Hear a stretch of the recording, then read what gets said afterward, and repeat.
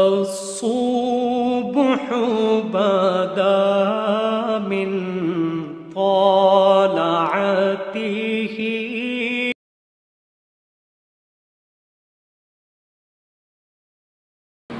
بسم اللہ الرحمن الرحیم۔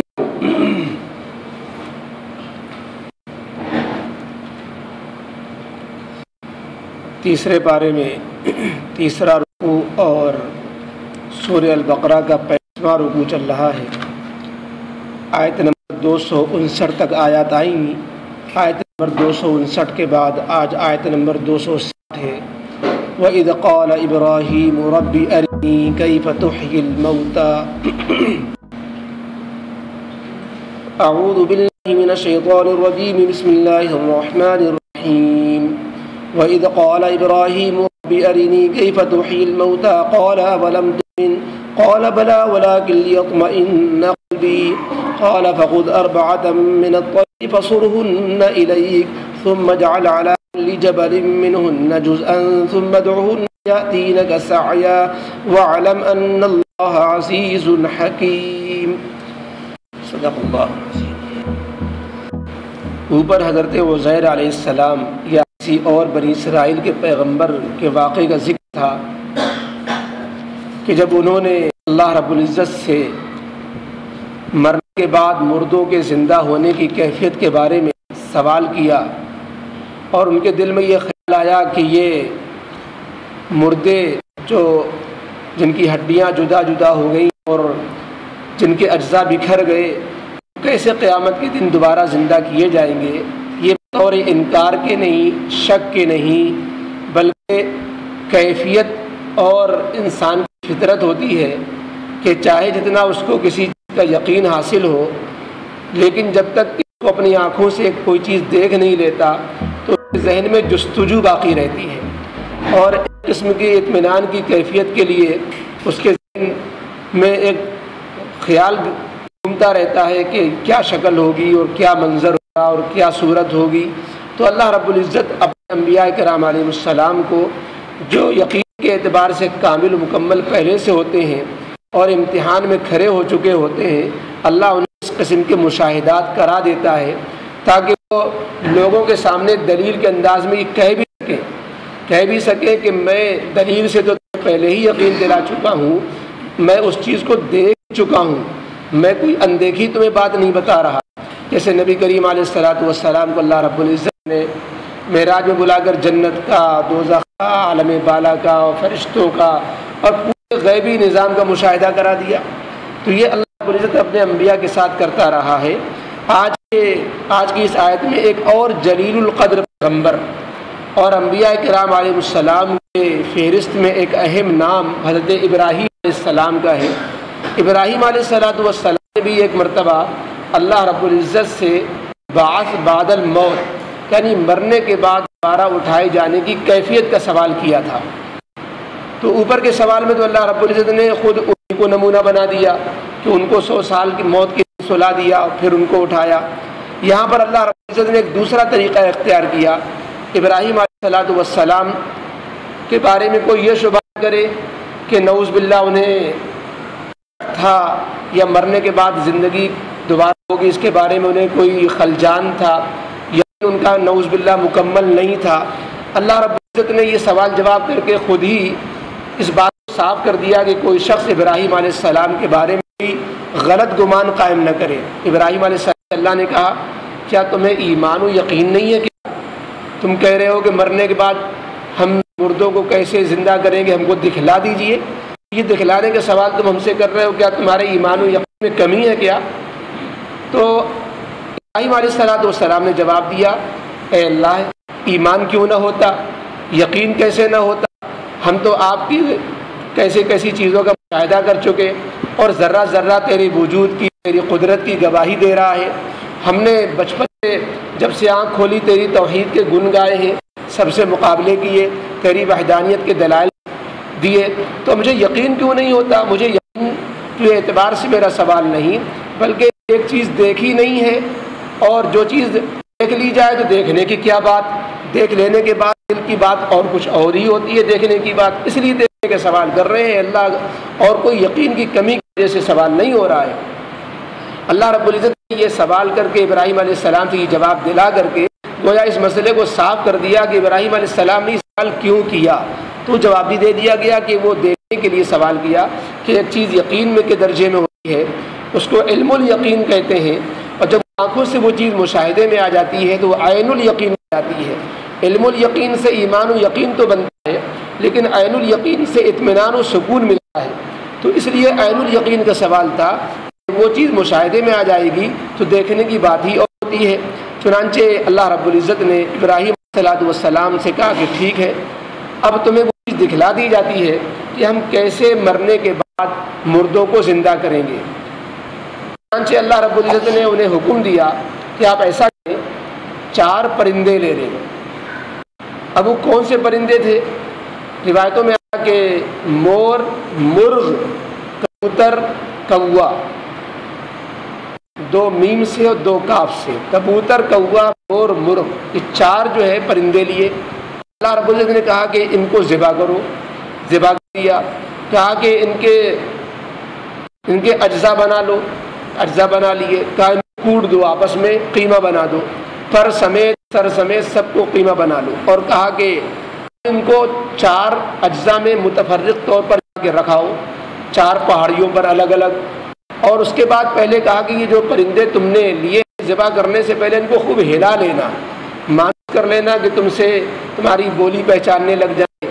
اور تم سے مانوس ہو جائیں، تم ان کو خوب پہچاننے لگ جاؤ، ایسا خوب ہلا لینے کے بعد پھر تم ذبح کرنا، اور پھر ان کے اجزاء بنانا، پھر ان کے ٹکڑے کر کر کے ان کو رلا ملا دینا، سب کا گوشت ایک دوسرے میں جو ہے رلا ملا دینا، اس کے بعد پھر ان کے 4 حصے بنا کر کے ایک کو ایک پہاڑی پہ، ایک پہاڑی کے 4 حصے 4 پہاڑی پہ رکھ دینا، اس کے بعد تم ان کو آواز دینا، مور کو تم ہلا چکے ہو، مرغ کو اور کوے کو، اب جو مانوس ہو جانے والی پرندے وہ بھی، اور جو مانوس نہیں ہوتے کوا وہ بھی، تم کو آواز دو۔ چنانچہ ان کا گوشت، جس کا ہر ایک گوشت ہر ایک سے ملنے لگ گیا، اور پھر اس میں پر ملنے لگ گئے، وہ ہڈیاں ملنے لگ گئیں، جڑ گئے۔ یہ ابراہیم علیہ السلام نے پورا منظر دیکھا، اور اس کے بعد ابراہیم علیہ السلام نے ایک جو آواز دی تو وہ اڑ کر کے نہیں بلکہ دوڑ کر کے چل کر کے ابراہیم علیہ السلام کے پاس آئے۔ قرآن نے کہا یاتینک سعیا، وہ دوڑ کر ہمارے پاس آئیں گے۔ یہ دوڑ کر آنے کا ذکر اس لیے کیا کہ اگر آسمان سے اڑتا ہوا پرندہ نظر آئے تو شبہ ہو جائے کہ کوئی اور تو نہیں اڑ گیا لیکن سامنے دیکھیں گے، دیکھو یہ ہمارے سامنے جڑا، اور ایک جو ہے ہر ایک اپنے اپنے اجزاء بن کر کے آنن فانن جیسا جسم تھا وہ تیار ہوا، اس میں روح پڑی، اور وہ چل کر کے ہمارے سامنے نگاہوں کے سامنے دوڑ کر کے آ رہا ہے۔ پھر ہم نے جو آواز دی اور اس کی آواز سے وہ مانوس بھی ہوا تھا، پہچان بھی لیا،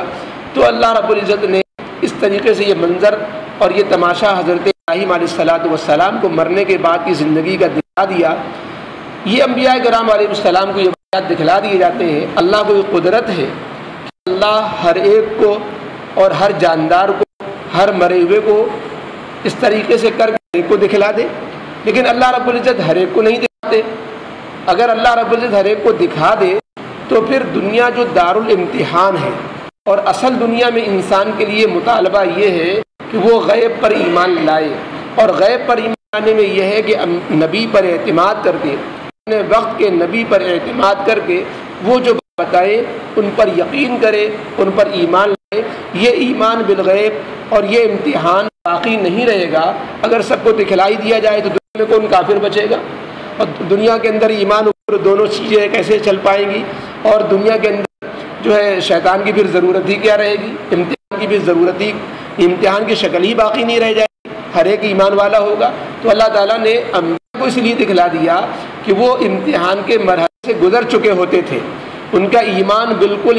یقین غیر متزلزل، نہ ہلنے والا ایمان ہوتا تھا، اس لیے ان کے ایمان میں کوئی اضافے کی بات ہوتی نہیں تھی۔ البتہ چونکہ وہ قوم کے نمائندہ تھے اور وہ اپنی دلیل کو مزید پختہ کرنا چاہتے تھے، تو اللہ ان کو دلیل کے لیے ایک نئی گویا دلیل کے طور پر مشاہدہ بھی کرا دیتا تھا، کیونکہ مشاہدہ ایک مستقل دلیل ہوتی ہے اور دوسرے دلائل اپنی الگ دلیل ہوتی ہے، تو ان کے پاس دوسری بھی دلیلیں تھیں۔ اللہ تعالیٰ نے بیچ بیچ میں نمونے کے طور پر مشاہدے کرا دیے تاکہ دنیا میں یہ دلیل بھی مکمل ہو جائے انبیاء کرام علیہ السلام کے ذریعے سے،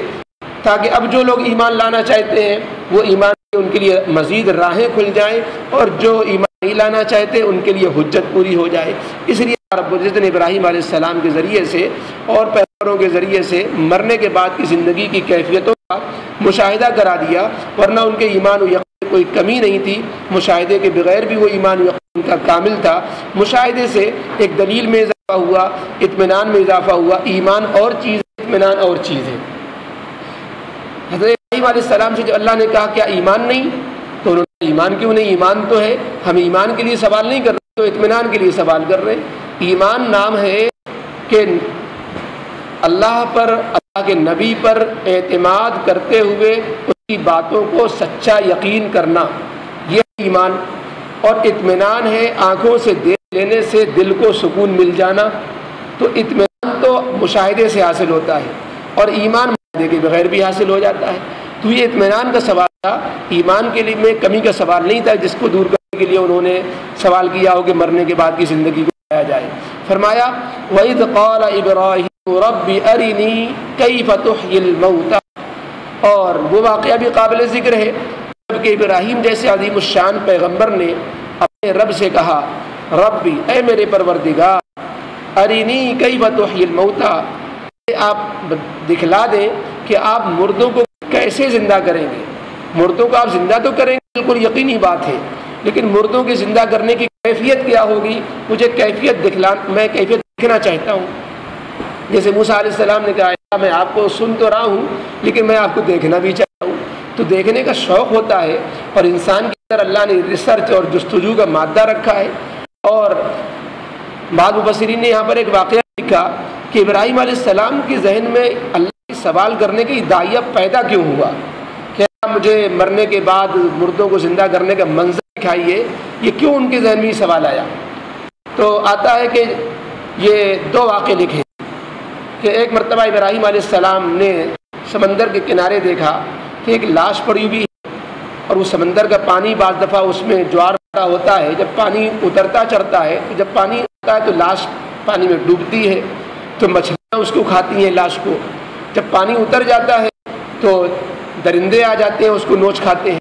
درندے جب چلے جاتے ہیں تو پرندے اترتے ہیں، پرندے کھا جاتے ہیں۔ تو ابراہیم علیہ السلام کے ذہن میں آیا کہ اس کے کچھ اجزاء تو درندے کھا گئے، اس کے کچھ اجزاء پرندے نوچ لے گئے، اور کچھ اجزاء مچھلیاں کھا گئیں، اب یہ قیامت کے اپنے جسم کے ساتھ کیسے اٹھایا جائے گا؟ تو اس پر اللہ رب العزت سے یہ سوال کیا کہ اللہ مجھے مرنے کے بعد لوگ کیسے اٹھائے جائیں گے کیفیت دیکھنا چاہتے ہیں، کیونکہ کافر ذہن میں یہ کافروں کی دلیل یہی ہوتی ہے کہ مرنے کے بعد انسان اس لیے نہیں اٹھایا جائے گا کہ اس اجزاء کچھ ہو گئے، کوئی جو ہے اجزاء پانی میں گئے، اور کچھ راکھ بن گئے، اور کچھ جو ہے مٹی بھی چلے گئے، کچھ ادھر ادھر ہو گئے، اڑ گئے۔ تو اللہ تعالیٰ نے کہا کہ یہ حجت پوری کرنے کے لیے تاکہ یہ سوال حل ہو جائے اور لوگوں کے کو جواب مل جائے، ابراہیم علیہ السلام کے دل میں اس وقت یہ سوال پیدا کیا اور جواب دلایا۔ دوسرا واقعہ یہ لکھا ہے کہ اللہ رب العزت کی طرف سے ایک فرشتہ آیا ابراہیم علیہ السلام کے پاس، ابراہیم علیہ السلام سے کہا کہ اللہ رب العزت نے آپ کو اپنا خلیل قرار دیا ہے، آپ بڑے بڑے امتحانوں میں آپ پورے اتنے ہیں، اور آپ نے اپنے بیٹے کو قربان کرنے میں، وطن کو چھوڑنے میں، خاندان کو چھوڑنے میں، اپنی بیوی کو تنے تنہا لق و دق میدان چھوڑنے میں، جتنے امتحان آپ سے لیے گئے آپ اس میں بڑے اترے ہیں، تو آپ کو لقب دیا گیا آسمان کی طرف سے، اللہ کی طرف سے، کہ آپ اللہ کے دوست ہیں، خلیل اللہ۔ کہ اچھا اس کی علامت کیا ہے؟ کیا اس کی علامت ہے کہ آپ جو دعا مانگیں گے وہ قبول ہوگی، اگر آپ یہ کہیں گے ہمیں مردوں کو زندہ دکھا دیا جائے تو اللہ وہ بھی قبول کر دے گا۔ تو اس پر بھی ابراہیم علیہ السلام نے کہ فرشتے نے جو بات کہی کہ اللہ میری ہر دعا قبول کرے گا، مردوں کو زندہ کرنے کی دعا کریں گے وہ بھی قبول کرے گا، اس وقت ابراہیم علیہ السلام نے یہ دعا کی کہ جس میں اپنے اطمینان یہ حاصل کرنا تھا میں اللہ کا خلیل ہوں، اس کا اطمینان کرنے کے لیے اس پر سوال ہوا تھا۔ تو اور اللہ تعالیٰ نے کہا کیا تمہیں ایمان نہیں کہ میں نے اپنا دوست قرار دیا؟ کہ نہیں، اس کا ایمان تو ہے لیکن میں دیکھ لوں گا کہ جو بات